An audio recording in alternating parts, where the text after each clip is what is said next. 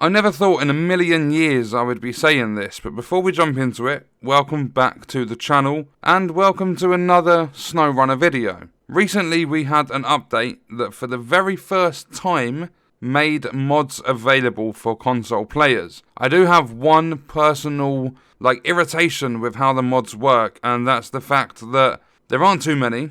On console, there's 30 something. There was literally 4 pages, and that final page only had 3 mods on it. So I think that's actually 30 altogether, because you get 9 per page, 3 pages, that's 27, and then 3 on the final page. Yeah, 30 mods. And some of those are maps, but the maps you cannot play in the normal game. You can't get contracts and tasks, jump into a game, invite your friends in, go and do some co-op contracts and everything on these maps with your friends. That doesn't work. These maps can only be played in the training grounds, and I do think they need to implement it because it will give players so much more game time, and a lot more people would play the game if there was that option. That's what I think. That's my personal opinion. But moving on from the bad point of it, these mods are insane. I really do hope it's fairly easy to implement them onto console, because playing with some of these mods was such a laugh. I would say they need to be fast with allowing more mods on the consoles, because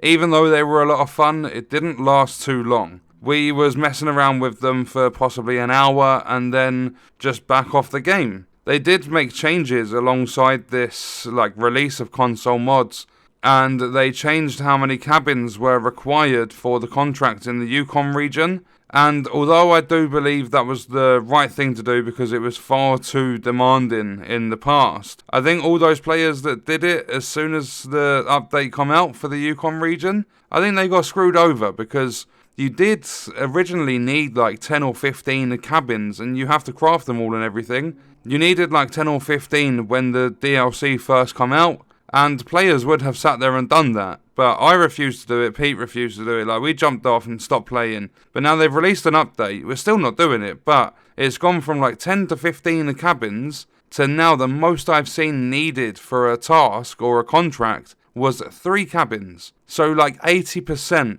of the required amount has been taken away. So you only need to do roughly 20% of what you did originally, initially need to do. So although that's a very good change, I don't like how there wasn't the thought put there in the first place, because people would have sat there and gone through that and now seen that there was absolutely nowhere near as much work required to carry that out. So yeah, they got screwed over heavily with that. But the mods, we installed every single mod available. We jumped into a game. The game runs smooth, no frame drops or anything when you're running mods. And most of them are just vehicles, and they're funny vehicles, because there was a Ford, and I didn't record the voices or anything the commentary whilst we were playing, but we were laughing non-stop for a good 5-10 minutes with this Ford, because it's not your average Ford. It's a 26-door vehicle that you can put lifted AF suspension on, and you can install 189-inch tractor tyres. And this thing is so big when you are driving, trees are even scared. You know, the big rubbery trees you get in SnowRunner? They are scared of your vehicle because your tyres are so big, the game registers that you're actually driving over these trees. So you can traverse any terrain in the game pretty much. We tested it on the very first map, is it Black River in Michigan? We were driving down the river, and just the water could not eat us up. The only water that was deep enough to stop us driving was at Smithville Dam, but the winch distance on this Ford is insane, and we were able to pull ourselves back out of the dam. It was a hell of a lot of fun actually driving this vehicle around and doing different things with it. And then we've tested a tank, there's an octopus, there are these 2 little people, and there's just the different vehicles, and there are some that are just a full reconfiguration for some of the vehicles already in the game. But people are adding in their own custom vehicles, and it's a lot of fun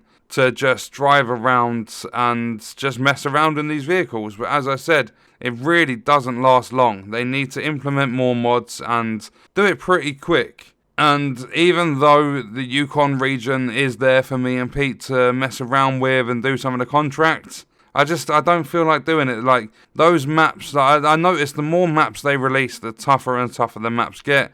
You've got very, very narrow areas to drive down. It's very slushy. There's loads of snow and everything.